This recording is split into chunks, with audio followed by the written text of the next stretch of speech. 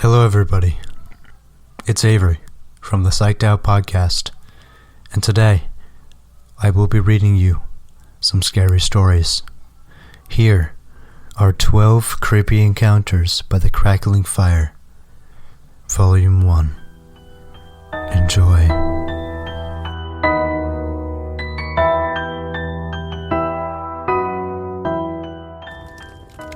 My cousins live in North Dakota, and I spent the winter break there freshman year in college. We were at their friend's house one night, drinking in her basement with some other girls, and it was really late, like 3 a.m. I was falling asleep, so I decided to walk home. They live in a desolate area with lots of snow, and it gets really cold, especially at night, but the houses weren't too far apart. And when the moon is out, it seems light out.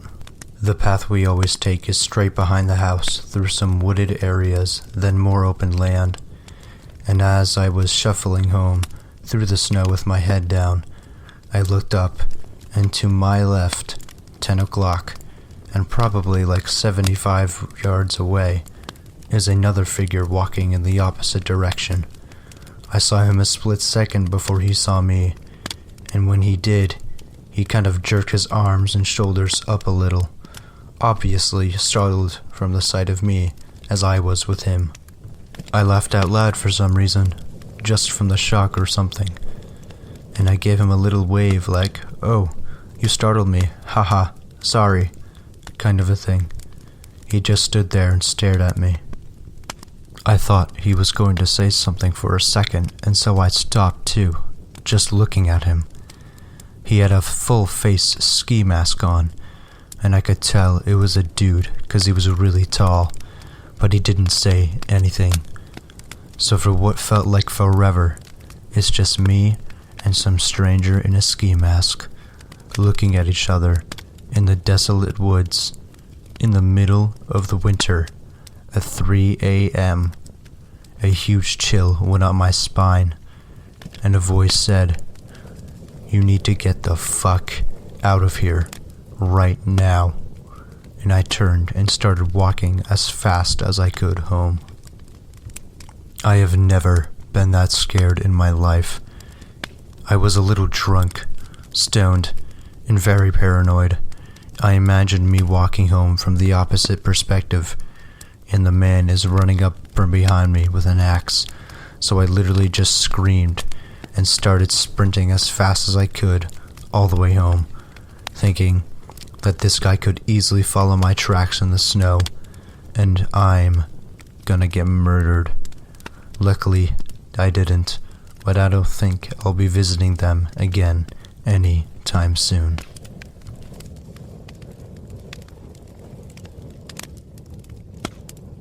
I'm not sure it counts as another human being, because we didn't positively identify anyone. But a few years ago, my friend and I were staying in a small cabin my dad had on a remote piece of land in the Idaho wilderness. The nearest town was probably 50 miles away, and the nearest active road that wasn't an old logging road was about 2 miles from the cabin. My friend and I had been BSing and laughing in the cabin in our bunks, and it was about midnight. We had turned off the lantern and were trying to fall asleep when we heard something that sounded like something had scraped the door. We both lifted our heads up and mumbled a conversation of, "Did you hear something?" "Yeah, haha." Then, in the middle of nowhere, in this remote cabin, someone starts knocking on the door. Doesn't say anything, just knocks. We were both in our 30s, but we were so scared shitless, we didn't say anything.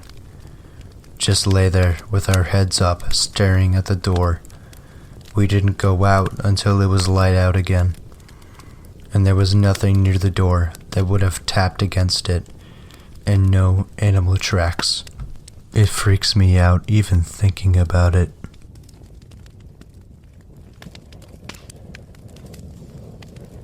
I camped in Northern California with a couple friends for 3 months straight in 2012. We're talking way out in the wilderness. The whole trip was a great success until we were heading south again. We set up camp a few miles outside of a tiny town as it was getting dark. The only things in this town were one long road, a gas station, a post office, and a bar. In the middle of the night, we heard screaming in the distance. We could discern 3 different voices, but they were far enough away we couldn't quite make out what was being said. All of a sudden, we hear a single gunshot, followed by absolute silence. I opened my tent and looked over at my friends who were looking back at me. None of us said a word. We laid back down and tried to sleep. Scariest night of my life. A lot of people wonder if we reported this to the police. What police? You need to understand that in this area, one sheriff patrols 3 counties. That's it.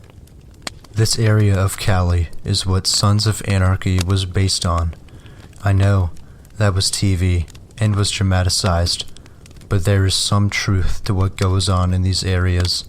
The sheriff is most likely in the pockets of the drug runners. It is in your best interest to put your head down and mind your own damn business, unless you want to be next. We were kids with no resources, backpacks, and tents, hitchhiking through the Northwest. It would have been so easy to make us disappear next.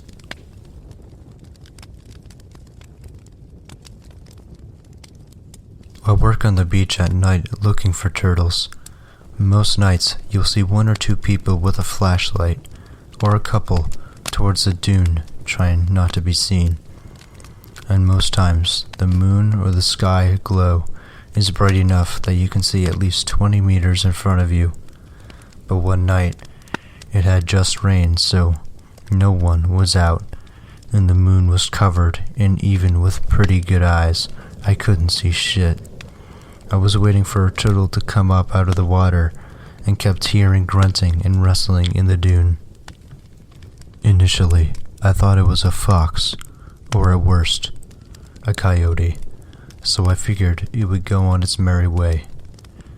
Nope. That thing sat there for half an hour, making an occasional sound and moving around. The green turtle eventually heard it and was freaked out enough to leave. They're skittish at the best of times. By this time, I was by the water, and so I started walking away to go find another turtle, and the sounds followed me.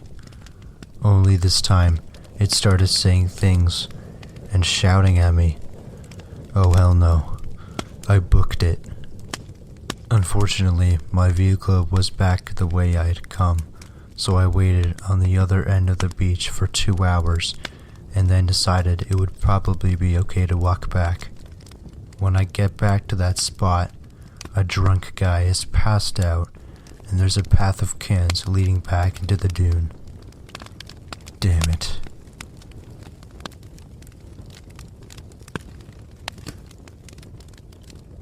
A trail I like backpacking in an isolated area of Pennsylvania was the setting for this odd encounter. The trail has a short section that goes over someone's cabin property and continues on the other side of his yard. It's marked with an orange blaze so you can see where to go. Usually it's an empty cabin. I always do some peering inside since it's in a pretty secluded spot, probably 4 or 5 miles from a major road. One time I was hiking through, and there is a large dude grilling outside with about 15 Bud Light cans on the ground around him. I distinctly remember him saying, "Keep it moving, no food here," which I thought was funny since I didn't say anything about needing food. Fast forward the following year, and I decided to take my sister, my wife, and her best friend on a trip that takes us through this very spot. As we were walking up on it, I see the dude is there again, which is odd, since I've hiked the trail 100 times, and this is only twice I've seen him. He's grilling again, beer cans everywhere. I see him start to give the keep it moving signal until he sees who I am with. Now, the girls I'm traveling with are attractive, so I'm nervous all of a sudden. He asks us to stay for dinner. He says he has plenty of extra food. I tell him, no, we are good. Just trying to enjoy the trail away from the comforts of home. He gets weirdly pushy about us staying, and I firmly say no thanks, and we are just passing through. I hear the dude mumble to himself as we continue past his house. This is where things get weird. There is a prominent camping spot not far from this section of trail, and it's late. In my head, I want to keep going because I don't want to camp near this asshole. The consensus is everyone is pretty tired, so we set up camp. I'm nervous the whole time thinking this drunk dude knows there are 3 women camping in tents near his cabin. I never get nervous around folk I see on the trail because everyone is usually very nice and wonderful to talk to. This guy just felt off to me though. Fast forward to the middle of the night, and sure enough, I hear someone on the trail outside the tent. I'm just praying it's a bear at this point, but I hear the dude mumbling to himself and I panic.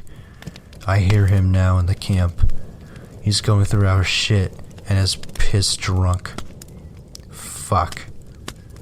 Okay, think. I realize I have a blowhorn on my pack I use on the trail to scare animals off should I encounter any. So I unzip the tent slowly and roll out. Dude is fumbling around, and it's scary as hell because it's the middle of the darkness, in the middle of nowhere. I started to run towards him and blow my air horn repeatedly, and it's loud as shit. Everyone in their tents starts screaming. The dude nearly shits his pants and starts bubbling the fuck out of there. Everyone is so shooken up at this point, we pack up and night hike out of there. Worst experience I have ever had.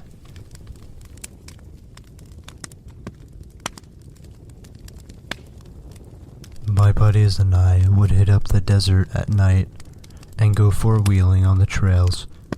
This one night we had stopped for a break and this guy rolls up on us.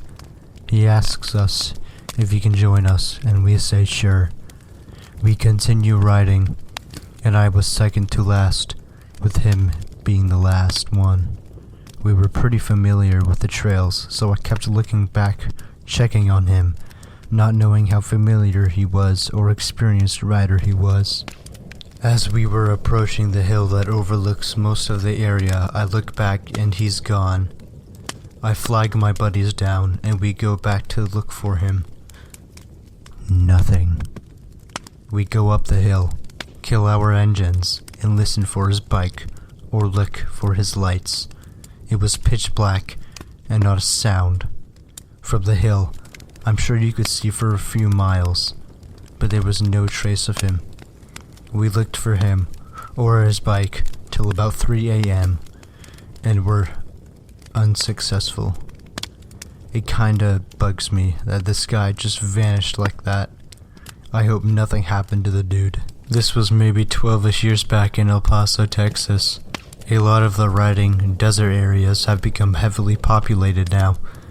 We were scared out of our minds, so our last thought was to call the cops.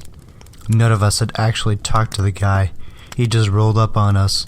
We asked him if he wanted to ride with us, and he just nodded yes. We watched the news like hawks for weeks after to see if there was a body found or something, and nothing. It's kind of probable that it was a drug runner, being that it was in a border town.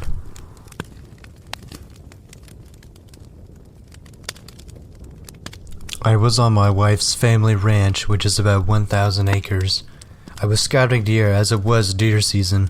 I had my rifle slung on my back as I was walking through the woods. As I walk out of the woods onto one of our 2 dirt roads into the property, I saw two strangers sitting on the back bed of their white pickup truck. They had rifles in their hands. I approached them with a friendly wave. As I approached them, I kept my rifle slung on my back so to not threaten them. I asked them how they are doing and what they are hunting. They said they were doing fine and looking for deer. I then noticed 6 or 7 beer cans on the ground. They asked me the same thing, and I told them that I was good in scouting for deer as well. Here comes the hard part. I asked them how they got onto the property. They began to mumble and ask me the same question. I politely told them that my wife's family owns the property. I then told them that they should leave. I told them to have a great day and started walking backwards. After about 20 yards, I turn around and start walking very briskly. I heard one shot in my direction.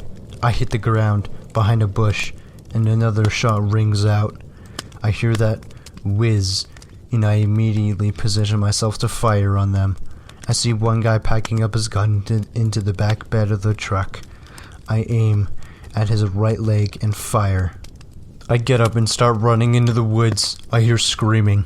After 20 minutes, I get back to my Tahoe, and they call the game warden and local sheriff. They come out after the 30 minutes, and these poachers were gone. I told them all the details and descriptions, and said I think I shot one in the leg. The next day, I get a call from the sheriff saying they had a guy in the local ER with a gunshot wound to the leg. He sent me a pic via text. It was the guy I shot. He survived and got 4 years in prison because this was his first felony. They never found the other guy.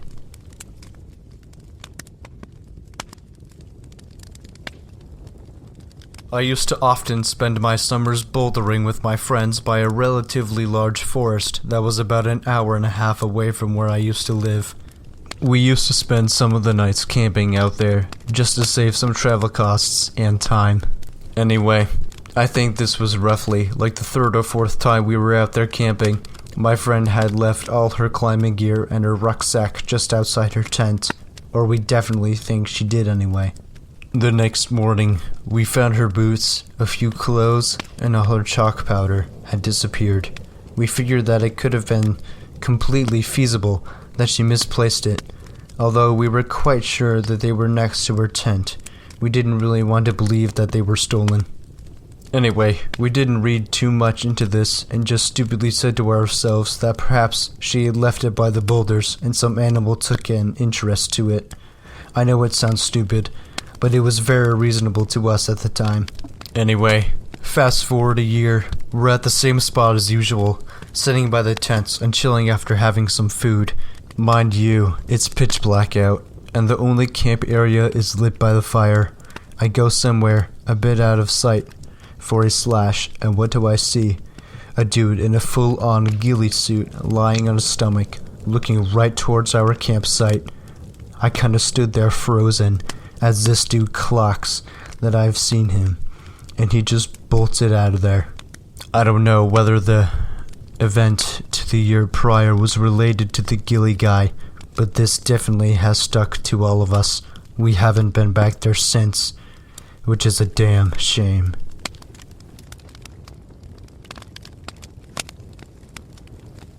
Out in the boonies, about to do some shooting in the woods, a truck comes over the ridge on a 1-lane logging road.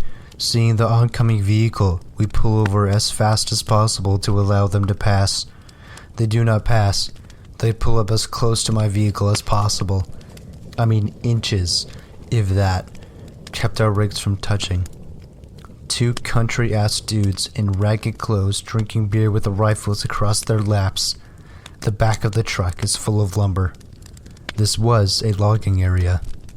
We'd say hello. Silence. Ask if they are shooting. Silence. They do nothing but sit quietly and stare at us. Then a dozen vehicles come over the ridge in a line. These vehicles are packed with lumber. Minivans with bucket seats full. A Honda Civic with the back seat. Shotgun and trunk, teeming with lumber. All of which is being illegally stolen from the lumber company that felled the trees but hasn't transported them. Literally felonious amounts of lumber being stolen, and we are the only witnesses. out of cell range in the middle of nowhere.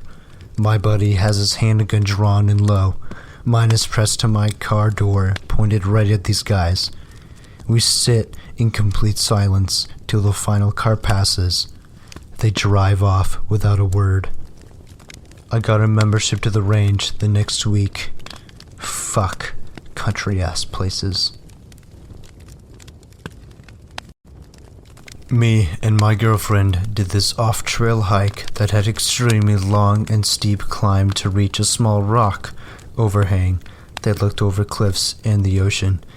As it came in view, we noticed there was an old lady already sitting up there with a sketch pad in her hand.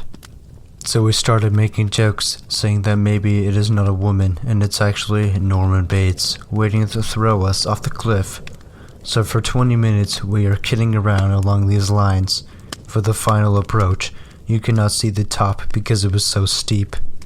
So we finally made it onto this tiny overhang, and the old woman turned around to look at us. And holy fuck, it's a fucking insane looking dude wearing a dress and has his hair in small braids with rubber bands. And to be clear, this was not a trans person looking to be herself in the wilderness. This was escaped convict, hardened face, looking psychopath. We said hello, and he said nothing, but just stared at us. We tried to act like we did not just shit our Patagonias, and calmly about-faced, and headed down. My boyfriend, our dog, and I went camping up this Forest Service road in British Columbia, Canada, that I've gone to well over 20 times. Midweek early in the season for most people, we have the place to ourselves. Around dusk, two guys bomb up the road on quads.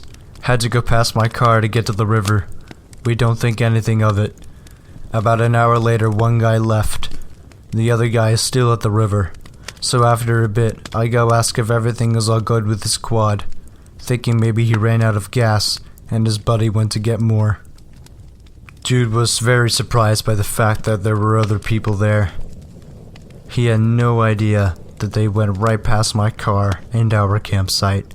Apparently, his quad was fine, so I head back to our campsite.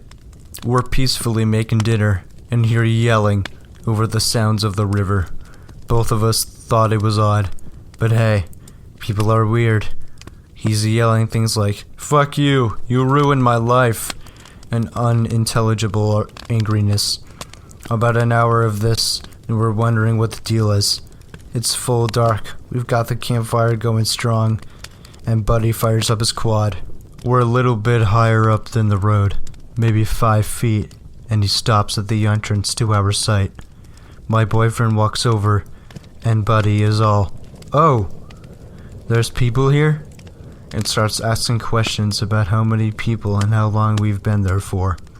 My boyfriend lies and says there's a few of us, and we're coming. Smart man. Buddy goes off on his quad, past my car, which is parked about 10 feet down the road on the way out. About 10 minutes later he comes back, past the car, past our site, and has some more strong words with the river. Another half hour of yelling, and he gets back on his quad, goes to drive back out, and stops right near my car. We're definitely weirded out at this point, and didn't want my car trashed. My boyfriend takes a hatchet and goes to get something out of the car. Buddy is once again surprised by our presence. Buddy leaves again, but not 20 minutes ago. Bye. And he's come back. It's about 11 p.m. now. We're drinking. But now we're stone cold sober. Buddy stops his quad just below the campsite again. We pretend to ignore his presence and go on with our conversation. I've got 911 dialed on my phone, a hatchet beside my chair, and my hunting knife in my lap. Just about to press send when he goes to leave again. I call anyway, and let the police know what's been going on, and if they find 2 murdered bodies, it's us. Buddy came back 2 more times, finally left for good around 2 a.m. I don't think we got any sleep that night. I've never been so unnerved in my life, and I do a decent amount of solo camping. Never heard anything back from the police either. Still freaks me out a bit to this day.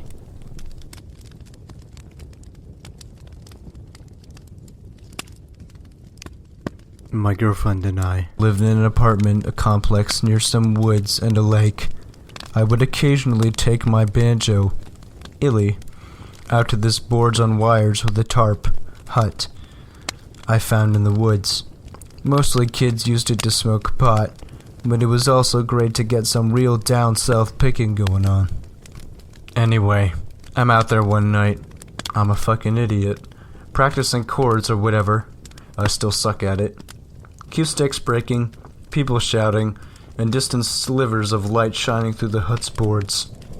So I ignore it all as it comes closer.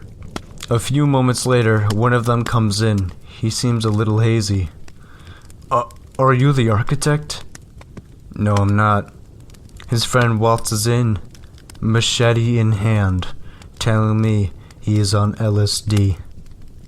I play real chill as he and like 4 other friends come in and sit down next to me. They start telling me how euphoric they feel, how the banjo playing was euphoric. I guess Britney Spears on banjo should have that effect. And how he brought his machete in case there were crazy woods people. Anyway, my then girlfriend calls. I calmly tell her I met some friends. She asks if they were high and if I was high. Then one of them shouted that they were on LSD. My girlfriend wanted me to come home right away. I told her I would be home soon. Really, I just didn't want to immediately upset the machete wankers, just in case. Eventually, I tell them I need to get home to my girlfriend. Bonus story, I get to the apartment and get chewed out for not coming right home after she got off work, telling her I was trying to be careful around machete LSD wankers and was trying to not die. Didn't matter because she was a narcissist like her then dying dad.